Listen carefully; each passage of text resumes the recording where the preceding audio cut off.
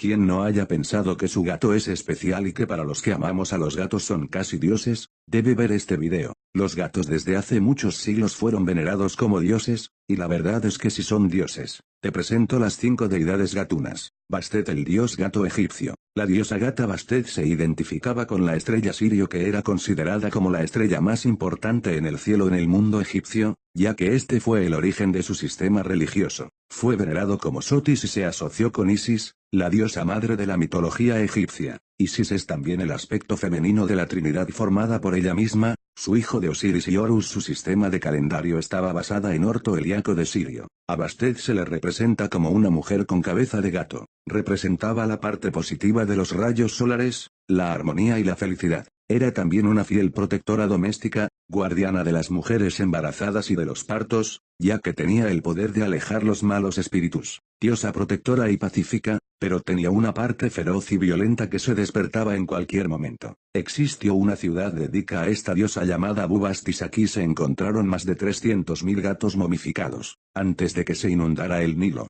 las festividades en honor a Bastet se celebraban en los meses de abril y mayo. El día de fiesta llegaban a Bubastis miles de personas adultas, tanto hombres como mujeres. Las mujeres bailaban y cantaban, se hacían grandes sacrificios y también se consumían grandes cantidades de vino. A Bastet le gustaba que la gente se emborrachase en su honor, y si no lo hacían podría tomar forma de leona de nuevo y desatar su furia sobre sus pobres siervos sobrios. Se cree que para los egipcios los gatos eran la representación viviente de Bastet, y por ello los gatos vivían en los templos y a su muerte eran honrados con la momificación. Y si su dueño moría, los gatos eran momificados y los colocaban a un lado de sus dueños, así los gatos no sufrirían por estar solos. A los gatos se le trataba como faraones o nobles a la hora de su momificación y entierro. Cuenta una leyenda que la ciudad de Pelusio se perdió ante los persas porque estos tenían sus escudos gatos, y los egipcios preferían rendirse antes que lastimar a un gato. Para los egipcios los ojos de los gatos reflejaban el poder y la luz del sol en la tierra durante las horas de oscuridad, y por ello nos salvaban de la noche eterna y nos protegían frente a la mala suerte. De hecho, las mujeres egipcias imitaban los ojos de gato, al pintar los suyos con marcadas líneas de col negro o azul. Además, al dormir en círculo o en ovillo,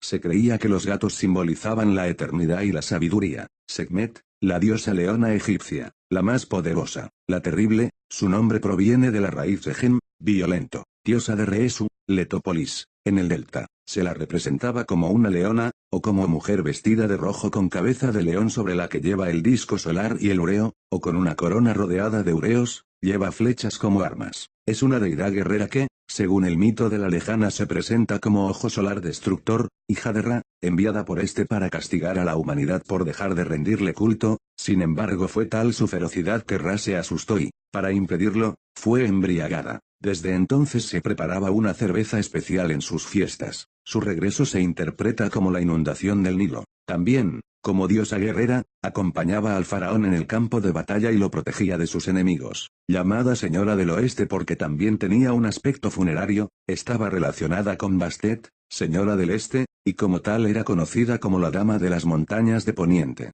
Poseía un lugar en la sala del juicio y era guía y protectora de los justos ante los peligros del mundo inferior. Era soberana de la cámara de las llamas y se la llamaba la que frena la oscuridad, aunque también era la que quemaba a los condenados. Era diosa portadora de epidemias y enfermedades, que en realidad brotaban de las aguas estancadas antes de la llegada de la inundación, pero ayudaba a sanarlas. Fue llamada experta en magia pues sus conocimientos de brujería le dieron un lugar como sanadora, especialmente en la curación de fracturas, convirtiéndola en patrona de los médicos. Sus sacerdotes formaban una casta de médicos sanadores que utilizaban diferentes prácticas para luchar contra las enfermedades. Una de ellas era el rito de apaciguar a Sekhmet, a fin de neutralizar los poderes nefastos de la diosa. Se sabe que Amenhotep III le dedicó 600 estatuas en el templo de Mut en Karnak para curarse de una enfermedad, aunque no debió ser escuchado por la diosa ya que falleció poco tiempo después. Para mandar sus miasmas, enfermedades y desgracias, elegía los días epagomenos, que eran considerados muy peligrosos, aunque también aprovechaba otras épocas de transición, como el final de una década e incluso el fin del día y el comienzo de la noche. Temiendo un regreso sanguinario de la diosa, los sacerdotes ejecutaban un ritual todas las mañanas y tardes de todos los días del año para aplacar su ira.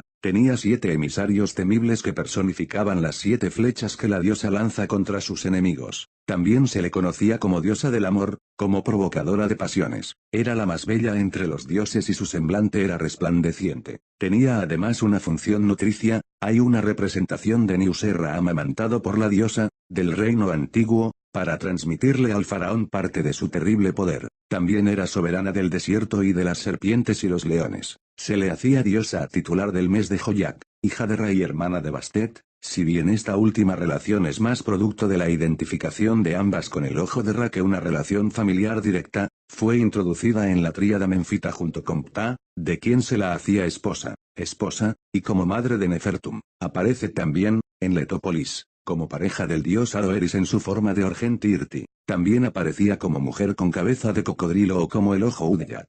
Toma aspectos de otras diosas, como Bastet o Hathor con quien se la confunde con frecuencia y a quien también se le da el papel de hija de Re, e incluso en Abidos Hathor tenía el título de señora de la mansión de Sekhmet.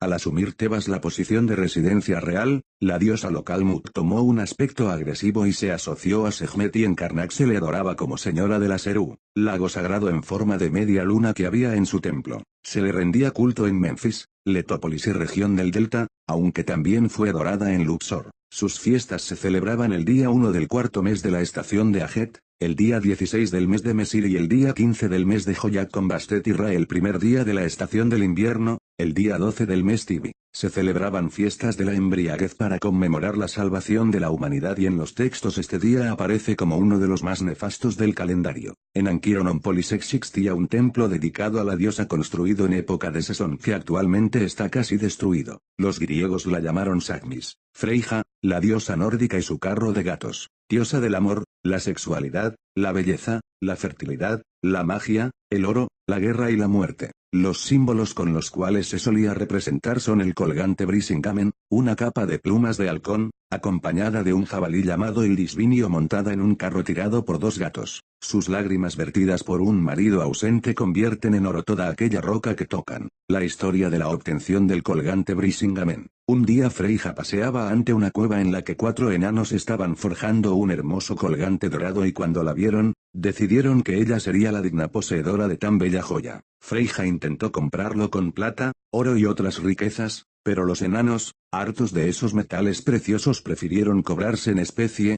por lo que le propusieron que el precio del collar sería pasar una noche con cada uno de ellos. Freya accedió, no porque le gustase el sexo con enanos, sino porque era un colgante realmente bonito. Cuando Freya llevaba puesto el Brisingamen ningún hombre o dios se podía resistir al deseo de tener sexo con ella. Ildisvini, su jabalí, tiene varias interpretaciones. La primera es que es el animal que monta cuando va a la batalla, y cuando no está disponible el carro tirado por gatos, claro, y la segunda es que se trata de Otta, su amante humano camuflado para no desatar la ira de Odín que la pretendía y la quería solo para él. Hablando de Odín, Freya y él se reparten la mitad de los muertos en batalla, por lo que muchas veces también se identifica a la diosa como la jefa de las valquirias. Tuvo también sus más y sus menos con Loki, quien sabiendo lo celoso que era Odín, siempre iba con los cuentos de los amantes que Freya tenía. Por eso tuvo que convertir en jabalí a Otta, pero sin librarse de las bromitas sobre montar a su amante en público que le hacía Loki, y hacer que los hombres lucharan entre sí, gracias también a Loki. Tras haberse ganado el colgante, Loki se lo contó a Odín, quien enojado le ordenó que se lo robase y se lo entregase. Después de convertirse en mosca y en pulga, Loki fue capaz de robar el colgante y llevárselo a Odín. Cuando Freya se despertó descubrió que no estaba en su lindo cuello, se puso furiosa y enseguida dedujo quién se lo había robado. Fue a ver a Odín y reclamar lo que era suyo, a lo que el padre de todos respondió que no tenía derecho a él dada la manera en que lo había conseguido y que solo se lo daría si podía hacer que dos reyes lucharan entre sí eternamente hasta que un caballero cristiano acudiera a matarles. Freya aceptó. ¿Y qué va a ser de la mitología nórdica sin Thor y su martillo? Freya también tiene su parte en una de sus aventuras. Un buen día Thor se despierta y descubre horrorizado que Mjolnir, su martillo, ha desaparecido. Se lo cuenta a Loki y se van los dos a ver a Freya para que les deje su capa de plumas de halcón y poder encontrarlo. Loki sobrevuela Jotunheimr y descubre que el rey de los gigantes de hielo lo ha escondido en lo más profundo de la tierra y que no dirá dónde a menos que le entreguen a Freya como esposa.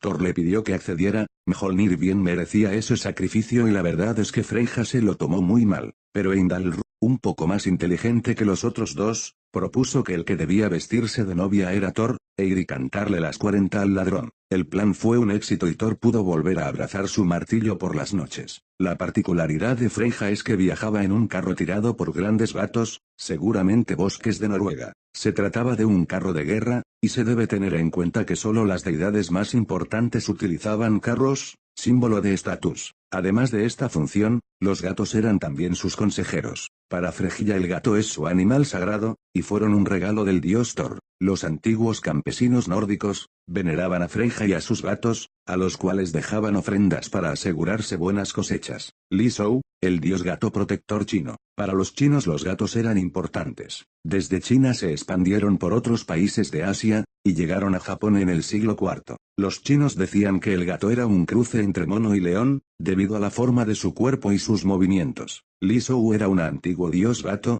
una divinidad relacionada con la fertilidad a la que se hacían ofrendas para mejorar las cosechas. Se cuenta que los dioses, después de crear el mundo, nombraron a los gatos vigilantes del orden de la creación, y para ello tenían el don de la palabra, para poder comunicarse con los dioses y contarles cómo iba todo. Lo malo es que cada vez que los dioses llamaban a consultas a los gatos, los encontraban jugando, durmiendo o relajándose. Los pequeños dioses gatos acabaron confesando que a ellos no les interesaba gobernar el mundo, que tenían cosas mejores que hacer, y que cedían el puesto a los hombres que sí estaban ávidos de poder. Los dioses aceptaron y quitaron el don de la palabra a los gatos, para dárnoslo a nosotros. No obstante, los dioses se dieron cuenta de que los hombres no comprendían nada de lo divino, y obligaron a los gatos al menos a ser los guardianes del tiempo. Así que en la antigua mitología china, un gato es más de fiar que muchas personas. Los bakeneko japoneses, conocido como el gato cambiante o gato fantasma, se trata de un felino con características a veces mágicas, a veces diabólicas según las historias. En Japón,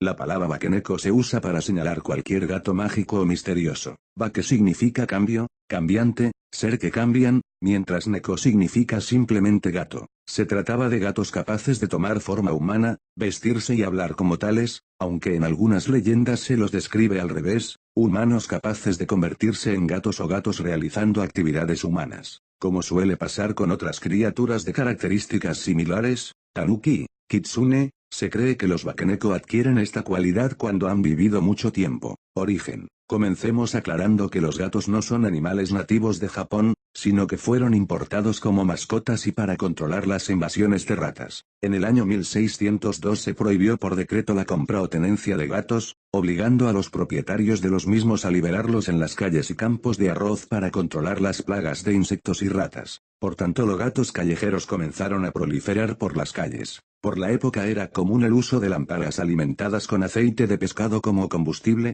algo irresistible para cualquier felino que se precie. Era común entonces ver gatos en dos patas tratando de lamer el aceite. La luz de la lámpara proyectaba entonces la sombra de un pequeño gato que luego se agrandaba y estiraba, dando la impresión de que se convertía en un ser humanoide de mayor tamaño. Lo que comenzó con algunos pequeños sustos en las calles por sombras de extrañas formas en medio de la noche acabó convirtiéndose en una leyenda y en miles de historias de tintes siniestros. Muchas historias cuentan de bellas mujeres recorriendo las calles de los pueblos con lámparas en sus manos, pero al ver la sombra de la misma proyectada en el suelo, notamos con terror que es la sombra de un gato. Si bien existen miles de historias sobre bakenekos, mencionaré una de las más conocidas y la que sembró la popularidad de esta criatura por todo Japón. En la antigua provincia de Izen, hoy prefectura de Saga, el por entonces mandatario Nabeshima Mitsushige contrató a Ryuzoji Matashichi, un hombre que le serviría como oponente al Go, juego de mesa estratégico de origen chino. Pero luego Matashichi pierde el favor de su señor y es ejecutado. Desconsolada, la madre de Matashichi lloró y compartió su pesar con el gato de la familia, para luego suicidarse con un cuchillo. El gato se convirtió en un bakeneko al lamer la sangre de su ama y todas las noches se infiltraba en los aposentos de Nabeshima para atormentarlo. El tormento de Nabeshima terminó cuando Komori Anzaemon, su hombre de confianza, luchó y venció al bakeneko. Esta leyenda fue convertida en una obra del kabuki y alcanzó gran popularidad entre la audiencia, popularizando también al bakeneko como un animal recurrente en sus interpretaciones. Durante el período Edo, época de mayor popularidad de estos seres, se propagaron como pólvora las historias relacionadas a las prostitutas bakeneko, frecuentemente narradas por viajes o samuráis que aseguraron haber sobrevivido a ellas. Por aquel entonces los libros llamados Kibuyoshi, libros amarillos, y Surebon, Libros sobre las consecuencias del beber, contaban historias obscenas de la vida en los llamados barrios de las flores o del placer. Durante este periodo, los autores de estas narraciones se interesaron las historias sobre vaquenecos y combinaron ambos elementos, dando lugar a las famosas prostitutas vaquenecos de Yoshiwara. Estas historias seguían un patrón general que se repetía constantemente. Un hombre que solicita los servicios de una acompañante, la misma lo guía hacia una habitación donde le brinda el servicio solicitado y cae profundamente dormido. Al despertar en medio de la noche, el hombre nota la ausencia de su acompañante y al buscarla por las instalaciones la encuentra escondida en algún rincón devorando ratones o pescados crudos con el rostro picado de sangre. Generalmente en estos momentos la prostituta, revelada como vaqueneco, posee una forma híbrida, con ropas femeninas, grandes y filosas garras, y en muchos casos una cabeza de gato. Si bien la mayor parte de estas historias finalizan aquí, no faltan aquellas donde la vaqueneco en cuestión se voltea para saciar su hambre con carne humana. Por lo general se cree que el origen de estas populares historias se encuentran en los protocolos mismos que las prostitutas de Yoshiwara debían seguir. Se consideraba un mal gesto de educación que estas mujeres comieran delante de los clientes, con lo cual debían permanecer inmóviles mientras el cliente devoraba toda comida que se le sirviera. Al tratarse de un servicio para el cliente, la prostituta debía contenerse. El hambre podría hacer que estas mujeres aprovecharan el sueño de los clientes para probar los restos de la comida mientras se escondían para evitar que vieran lo que hacían. Los vaqueneko de la mitología japonesa, no llegaban al estatus de dios gato ni eran considerados como una deidad, pero sí tenían poderes sobrenaturales. Su nombre podría traducirse por gato fantasma o gato que cambia. Podían volar, mutar de forma, lanzar bolas de fuego, caminar sobre dos patas como los humanos y algunos tenían incluso el poder de resucitar a los muertos. Eran auténticos gatos transformistas capaces de transformarse hasta en una persona. Si te gustó el vídeo, suscríbete, patita arriba.